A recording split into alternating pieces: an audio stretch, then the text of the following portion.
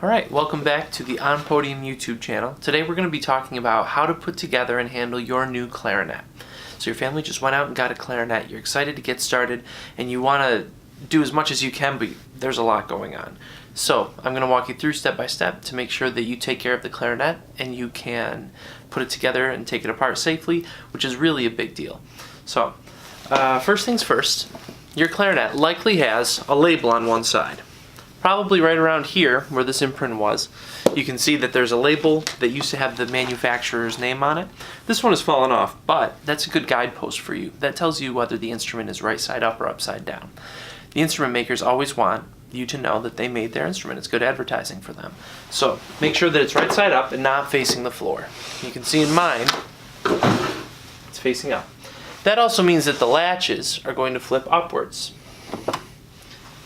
It's important that we open the case right side up, because if it's upside down, pieces will fall out and probably break, and that's an awful expensive mistake to make for something very simple. Also, please never open your instrument on the bus. Your friends all want to see it, we understand, don't do it. So, we open up the case, and there are a whole bunch of pieces. The first one that we're going to locate is the small wooden one called a reed. My reed is in a small plastic case. These plastic cases are okay, especially for temporary things. You might want to invest in a Rico reed guard, or whatever company makes the reed guard now. The reed guard, I'll link it underneath the video, is a really great tool for keeping your reeds safe and sanitary. So, after you get the reed out, you'll see that there are two ends. One very thin end,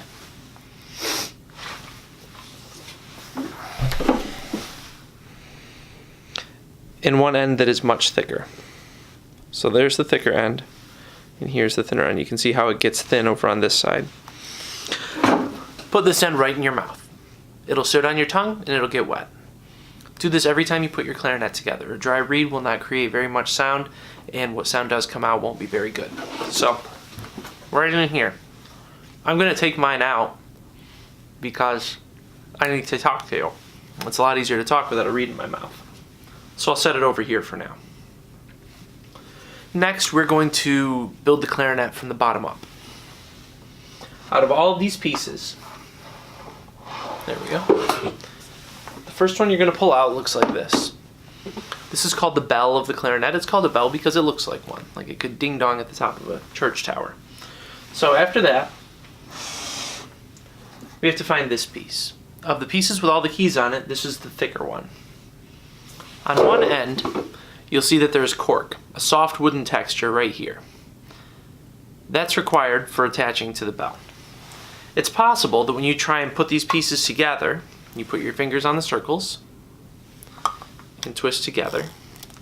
See how I'm pushing pretty hard, but it's not really going in. Twisting and pushing, it's got a lot of resistance because it's a newer cork. That tells me that I need this. This is cork grease. Cork grease may look like a tube of chapstick, and it may look like it's in a little square box, but either way, either apply it directly to the cork, like this, or put some on your fingers and then rub it in. If you don't use cork grease and you just jam it in, you'll probably ruin the cork, and then that's another expensive repair. So, if it's really tough and it's really not going together well, cork grease is the answer. So now that there's some grease on there, get my fingers on the circles, these three fingers, and it twists together much more easily. Again, you can see that there's a little bit of leftover residue right there. Extra grease that is kind of squeezed out because I put a lot on. I'm just going to take that right off with my finger.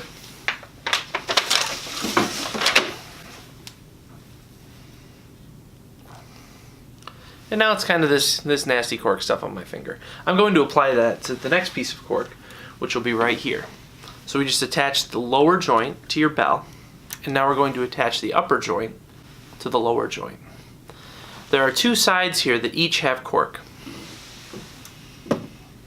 The one underneath these four consecutive keys is the one that we're going to attach to your lower joint. So the first thing I'm going to do is rub in that extra cork grease that I had left over from the lower joint really get it in there. And actually I'm going to apply a little more because that feels new and it feels dry and stiff. After you play your clarinet for a few weeks, you'll find that you really don't need very much cork grease anymore. Once in a while you'll feel that it's stiff and you can grease it again. But for the most part, after you've done it a couple of times, things start to fall together. They kind of get broken in like new shoes. So, I like to rub it in with my fingers afterwards. There we go.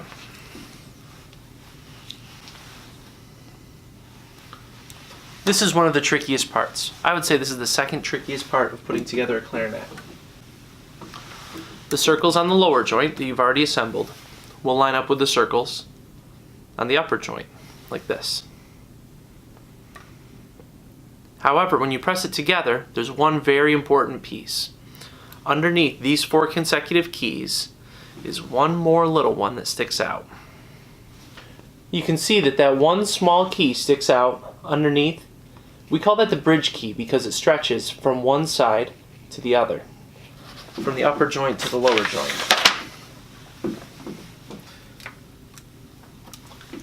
When you squeeze down all of the circular keys, it lifts up.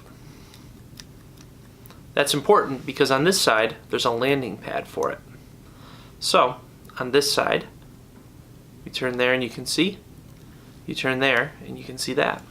So when you press them together, again squeezing the circles, we wiggle and twist, and then they line up together.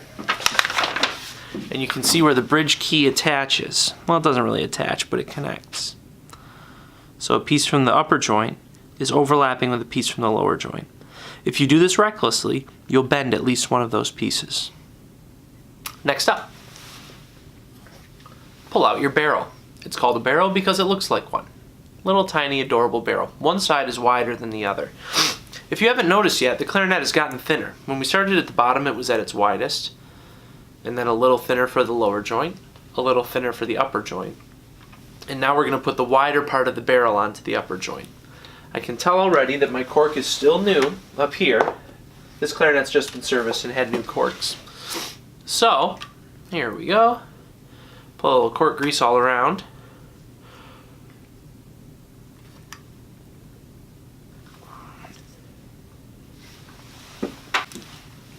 Again, squeezing the circular keys here for a grip. Don't grab on like this. This will bend the keys. They're made of metal, but it's not the hardest, toughest metal you'll ever see.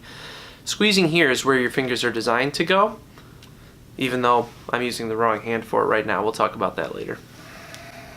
Put this on top, twist, and push, and there we go. Again, I'm going to take off this residual cork grease. One more piece. This one. This is your mouthpiece, again with cork right here to connect. I just took off that metal part, which is called the ligature. We'll talk about ligatures in a minute. Your clarinet has 2 sides that we're primarily concerned with. This side with all the circles, and this side with much less activity going on. I call this the Squidward key because it kind of looks like his nose, and he plays the clarinet. And kids like Squidward, or at least they know about Squidward, so it's easy to remember. This side is the Squidward key, which is actually called the register key to my less SpongeBob inclined friends. And this is the side with all of the circular keys for your fingers. So, one more time, putting cork grease on.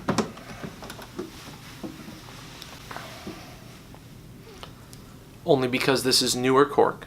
If you picked up your clarinet used, you probably don't need to do the cork grease at all. Most used clarinets will have nice worn-in corks. If your corks are falling off, you need to get them replaced. It's a repair, but it's not the most expensive repair, and it's pretty easy for a skilled technician to do. So, holding onto the barrel, we've now built our clarinet all the way to the top. The mouthpiece has a flat side. That flat side will line up with your Squidward key, right here, your register key. If it's not perfectly lined up, it's really easy to adjust. There we go. So now we still have 2 pieces left over here. We have the reed, which has been in your mouth this whole time. And we have the ligature, There are two common styles of ligature. This metal one with 2 screws is what most of my students have, but I would say 20% of them have one that looks like this. It's a leather ligature that has only 1 screw. These are applied in different ways, so I'll show you how that works. I'll do this one first. Let's take the reed out of your mouth and examine it one more time. There's a flat side and a curved side. The flat side of your reed matches the flat side of the mouthpiece. But we're going to put the ligature on first. With this leather style ligature, drop it right over the top, and it'll slide down like that. The screw will be, as you look at the clarinet, to your right. Yes, it will go on sideways like this, but it won't hold the reed the right way. This will be even worse, and this doesn't really work either. The design is for the widest part of the leather to touch the reed here, and this to be over on the side. With it a little loosened, you then slide the reed between the mouthpiece and the ligature. Line up the top of the mouthpiece with the top of the reed, and then tighten. If you've done it just right, you can apply some pressure to the reed, and you'll see a little bit of the mouthpiece showing right through. There we go.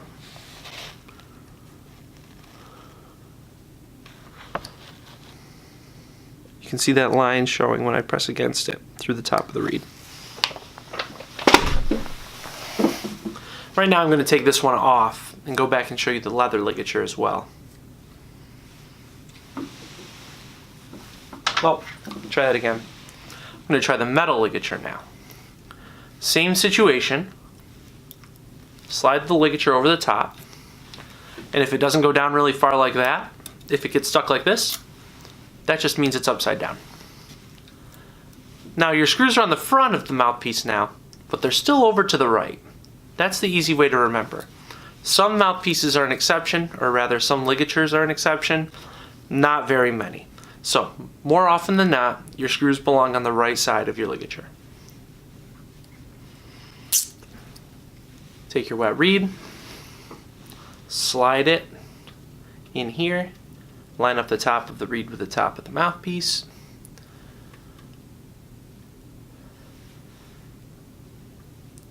Tighten the bottom screw until it's firmly closed, firmly in there, and tighten the top until you feel some resistance.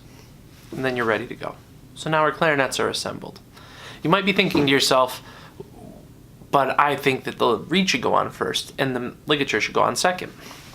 To which I would say, that's possible, but it's more likely that you'll break your reed that way. I see that happen very often. So, if you were to do that, you put the reed on first and drop the ligature over the top. Yeah, it fits. You can do it. But if you do it that way, you will, at least once, it happens to everybody, go too fast, and your reed will collide with your ligature right here, and the top of your reed will split. If you go slowly, it works just fine. Most teachers recommend the first way that I showed you, where you put on the ligature first and the reed second, because that'll spare you some reeds and it'll slow you down a little bit, which doesn't really hurt. It's a lot better idea to take 10 extra seconds to put your clarinet together than to rush through it and make a 10-minute drive, or in some people's cases, a much longer drive to the music store to get more reeds. So, now that the instrument's all together, the first thing that I like to do is take it back apart. When you're ready to make a sound, take just this. The barrel, the mouthpiece, the ligature, and the reed. This is where we're going to begin.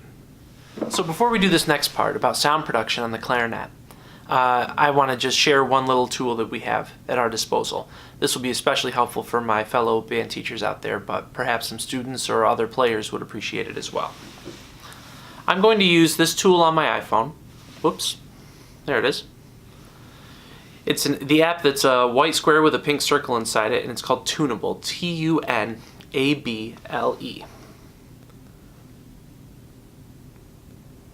There it is. So, this app is going to open up, and it's a tuner, And when I play on just the clarinet mouthpiece, barrel, ligature, and reed, this should sound a concert F sharp or something close.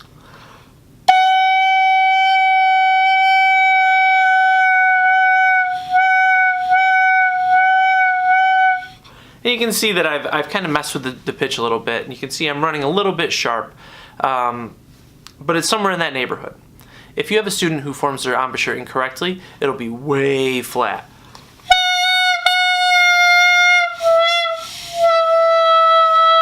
You can see that one came in at an E. So, let's talk about forming this embouchure. Embouchure, E-M-B-O-U-C-H-U-R-E, is a fancy word that means how your face fits on the instrument. When you play the clarinet, here's how I teach my students to form an embouchure. The first thing I do is stare right at them and I make this face. And they look at me like I'm a crazy person because they're 9 and it's funny. So, they make that face back at me, where I cover my bottom teeth with my lip, just a little bit, not the whole thing. That would be ridiculous.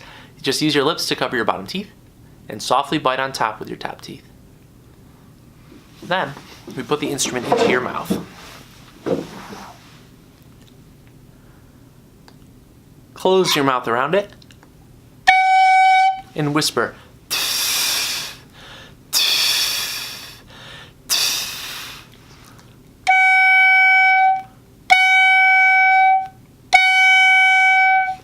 When you do that, we get a nice controlled sound. A lot of times students think they really have to blow into the clarinet. And as a result, they get problems where they get an awful sound, and it sounds like geese. I hate that sound. So that doesn't last for very long. We don't do that very much because we build good habits right away. Another thing that's helpful for keeping students from puffing out their cheeks and getting that wide, flat, nasty sound, they go like this. They're disengaging their top teeth and their bottom lip from the instrument. It helps to think about getting these corners pulled back. That's a pretty helpful habit that also tends to flatten the chin, which is a term that you hear a lot of clarinetists use in clarinet pedagogy, have a flat chin. Most people don't think about chin flexibility in their daily life, but in clarinet playing it really helps to keep a flat chin. So tucking back these corners tends to help flatten the chin as well. So you'll also hear that I'm going making a T sound at the beginning by touching the tip of my tongue to the tip of the reed. That's really a great articulation habit to start with. On day 1, it might be a little too much for beginning students to handle. And maybe you want to add that on day 2, but if you can pull it off, it's really a great tool to have to be teaching articulation right away. It's a big part of clarinet playing. So now back to having the whole instrument together. I'm going to put the barrel back on top of the upper joint. Line up the reed with the Squidward key, the register key, and we're ready to go. When I first start, I do not have students put their fingers in all the places where fingers belong. I don't mind if they're kind of holding on at the top and bottom, and we just try to get a steady sound.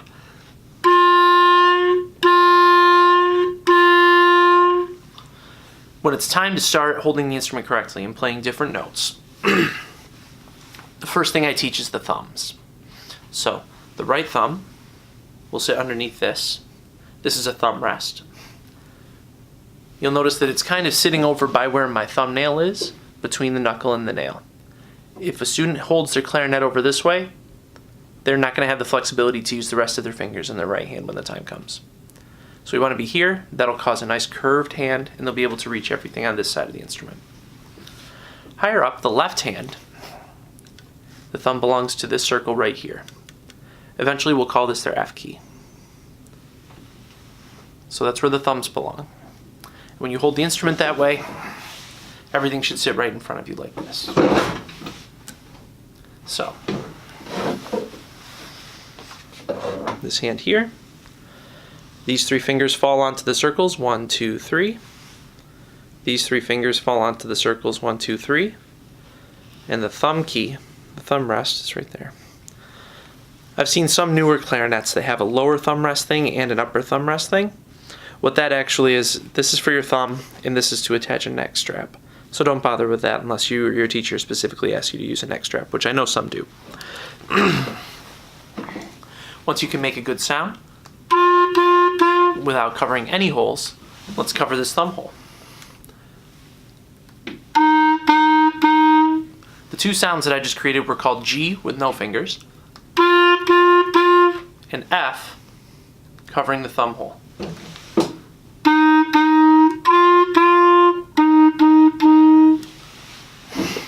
That's a pretty good start. If you're going to explore with your clarinet and try and make more sounds, start covering the next hole in the front, and then the next one, and then the next one as well. This isn't the lesson about how to play all those notes and what they're called and how we use them, but that's what you should do if you're just planning on playing around. One song that I like to do with my students very early on, if we can get it done in the first lesson, which is normally only about putting together a clarinet, the song goes like this. It's 2 G's, 2 F's, and then another G. We do it in a rhythm like this.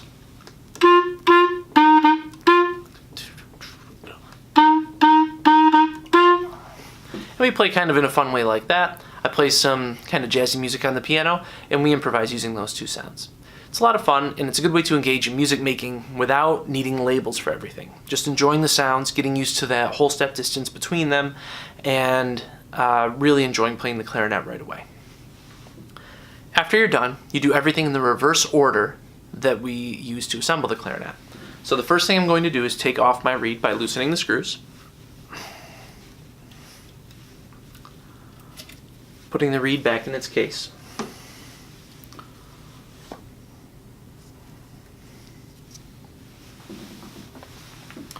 Taking off the mouthpiece and ligature.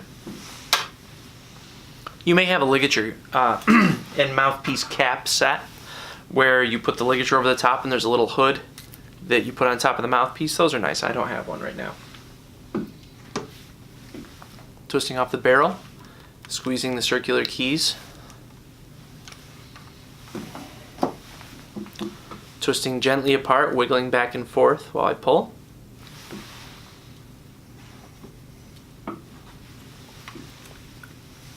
Again, squeezing the circular keys, twist and pull. Put those two pieces back. Make sure that my reed and my cork grease remain in my case. And then everything lays right there. Every spot in your case is specifically designed to receive one piece of the instrument. So if it doesn't sit in really snug, you've probably got to readjust and make sure it fits. When you close it, it should close easily. Latch it up, and you're all set to go. Hopefully this has been helpful for you. Hopefully you're a little bit more informed about how to take care of your clarinet, how to put it together, how to make a sound, how to take it apart. And please feel free to share with your friends or with any teachers or someone who you think might benefit from this video. And do me a favor and like and subscribe. It's a free, fast, and easy way for you to help me get this video out to more people. So thank you very much, and I'll see you in the comments.